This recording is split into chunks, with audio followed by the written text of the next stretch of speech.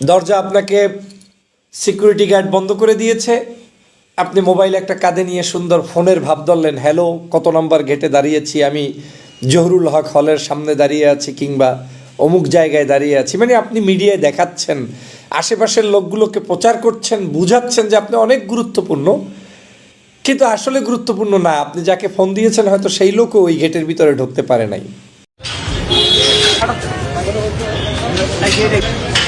আমি মসজিদের গেটের সামনে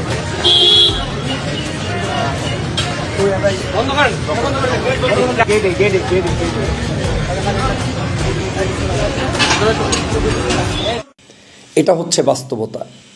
আমি জামাত ইসলামের বেশ কিছু প্রোগ্রামে গিয়ে এটা দেখেছি যে শিবিরের একজন কেন্দ্রীয় সভাপতি, সে ওই অর্থে অনেক এমপি মন্ত্রী বা ওই দলের অনেক সিনিয়র নেতাদের চাইতে হাজার গুণ জুনিয়র, কিন্তু ক্ষেত্রভেদে প্রোগ্রামটা যদি হয় শিবির রিলেটেড, ওই চিফ গেস্টের পাশের চেয়ারটা শিবিরেরই থাকে। প্রোগ্রামে যদি তাকে দাওয়াত দেওয়া হয় তাহলে ওখানে বড় অনেক সিনিয়র হলেও জামাতের লোকজন তারা পিছনে বসবে, সাইডে বসবে কিংবা তাদের নির্দিষ্ট আসনে বসবে, কিন্তু ওখানে কিন্তু ওই শিবিরের সভাপতিকে অসম্মান করা হয় না। আজকের এই রাজনীতিটা আমার মনে হয় বাংলাদেশে সব দল এখনও প্র্যাকটিস করতে পারে না, কারণ সব দল ইউজ করতে চায় আপনাকে।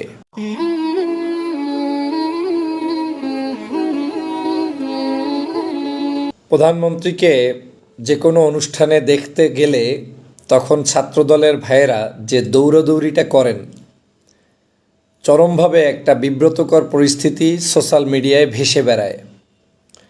কারণ মানুষ মনে করেন যে দৌড়াচ্ছে সে একজন সম্মানিত ব্যক্তি, তিনি একজন ছাত্র দল কিংবা দলের সর্বোচ্চ লেভেলের নেতা, তার একটা পরিবেশ থাকা দরকার, তার একটা সিট থাকা দরকার, তার একটা কার্ড থাকা দরকার। কিন্তু সাম্প্রতিক সময়ে দেখা গিয়েছে ছাত্রদলের কেন্দ্রীয় সভাপতি থেকে শুরু করে বিশ্ববিদ্যালয়ের সভাপতি, সাধারণ সম্পাদক, বড় দায়িত্বশীল ব্যক্তিরাও দৌড় প্রতিযোগিতায় এগিয়ে আছে। কে কার চেয়ে বেশি দৌড়াচ্ছে, কার জুতা স্যান্ডেল খুলে যাচ্ছে, কে সামনে যাচ্ছে, কে কাকে ঠেলা দিয়ে উপরে যাচ্ছে, শুধু ভাইয়ার চেহারাটা একটু যদি দেখার সুযোগ পাওয়া যায়। আসলে সমস্যাটা কোথায়? দৌড়ানোটা কি অপরাধ, কিংবা দৌড়ানোর কারণে তাদের যে মান সম্মান গোল্লায় যাচ্ছে সেটা কি দেখার কেউ আদতে আছে কি না, এটা আমি ব্যক্তিগতভাবে খুব রিয়েলাইজ করেছি। আমার কাছে মনে হয়েছে এই কালচারটা থেকে বের করার একটি সহজ উপায় আছে। আপনি যদি মনে করেন যে এই ছাত্রদল আপনার কাছে খুবই গুরুত্বপূর্ণ, এদের বিশ্ববিদ্যালয়ে আমি সফর করতে এসেছি, বিশ্ববিদ্যালয়ের কমিটির 5-10 জন লোকের সাথে আমাদের বৈঠক হওয়াটাই স্বাভাবিক, তাহলে এই লোকগুলোকে আপনারা একটা এক্সট্রা কার্ড দিতে পারেন যে জনাব তারেক রহমান সাহেব, মাননীয় প্রধানমন্ত্রী, অমুক রুমে অমুক জায়গায় যাবেন, ওখানে বসবেন। স্বাভাবিকভাবে ওই রুমের মধ্যে ভিন্ন লোকেরা যে স্টাইলে বসে থাকবেন, আপনিও সেই স্টাইলে সেখানে গিয়ে বসে থাকবেন, আপনার সাথে সাক্ষাৎ হবে। তাহলে সোশ্যাল মিডিয়ায় ঝড় উঠবে না এবং আপনি সেখানে খুব সম্মানের সাথে মিট আপ করতে পারবেন, আর নেতাও আপনার সহজেই আপনাকে দেখতে পারবে। সমস্যাটা হচ্ছে আমাদের এটা একটা কালচারাল সমস্যা, আমাদের জাতীয় সমস্যা। আপনি যদি এই কার্ডও দেন, কার্ড দেওয়ার পরেও আপনি নিয়ন্ত্রণ করতে পারবেন না, কারণ কার্ড দেওয়ার পরে তখন আবার কার্ড যাদের নাই তারা দৌড়াদৌড়ি করবে। এখন নেতার জন্য দৌড়াদৌড়ি কি অস্বাভাবিক কিছু না, ক্ষেত্রভেদে অস্বাভাবিক। যেমন একটি বিশাল গ্যাদারিং হচ্ছে, মহা সমাবেশ হচ্ছে, নেতা উঠছেন, নেতাকে মিছিল দিয়ে নিয়ে যাচ্ছে, দেখতে সুন্দর, নেতা বের হয়ে যাচ্ছে, দেখতে সুন্দর, অনেক সিনিয়র নেতারাও তাকে গাড়ি পর্যন্ত উঠিয়ে দিচ্ছে, দেখতে সুন্দর।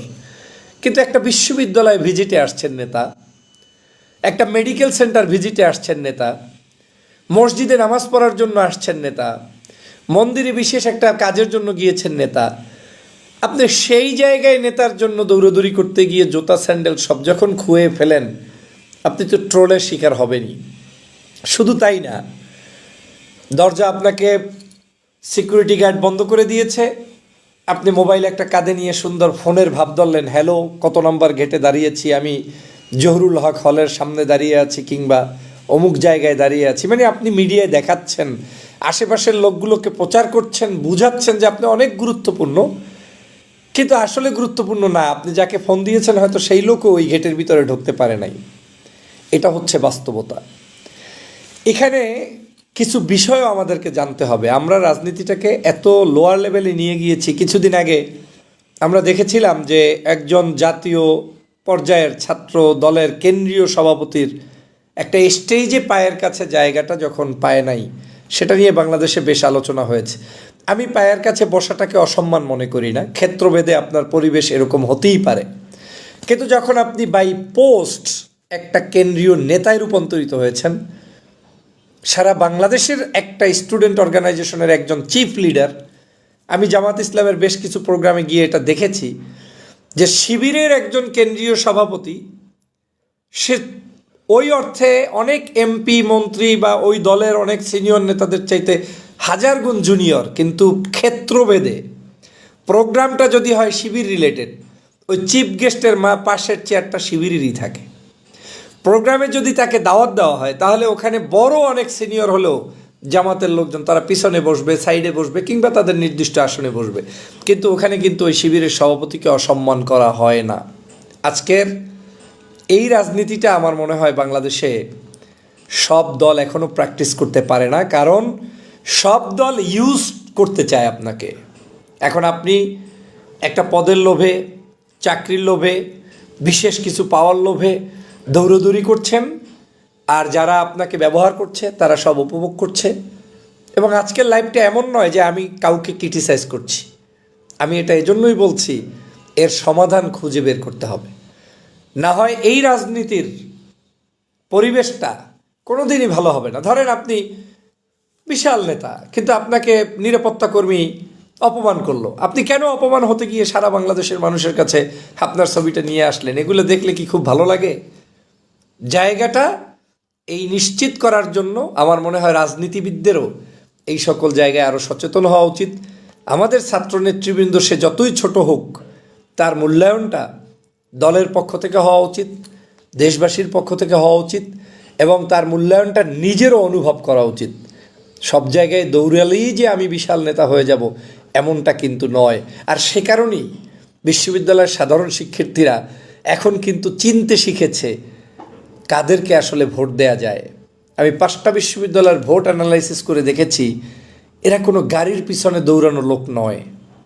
ছাত্র সংসদের যারাই নির্বাচিত হয়েছে ভদ্র, সজ্জন, নীরবে নিবৃত্তে কাজ করে যাচ্ছে, ওই সকল মানুষদেরকে তারা ভোট দিয়েছে। যদি ছাত্র জনতার ভালোবাসা পেতে চান, দৌড়দৌড়ি বন্ধ করে সত্যিকার দায়িত্বটা পালন করতে হবে, তাহলেই আপনারা সঠিক জায়গায় আসতে পারবেন। এবং এটাই বাস্তব সত্য কথা। যাদের দৌড়ানোর অভ্যাস আছে তাদের এই লাইভ শোনার পরে চুলকানিও শুরু হয়েছে এবং কষ্ট লেগেছে। আর যাদের দৌড়ানোর অভ্যাস থাকলেও আমার কথাটাকে ভালো লেগেছে, ভবিষ্যতে তারা হয়তো স্টেজেই জায়গা পাবেন। সবাইকে ধন্যবাদ। আল্লাহ হাফেজ।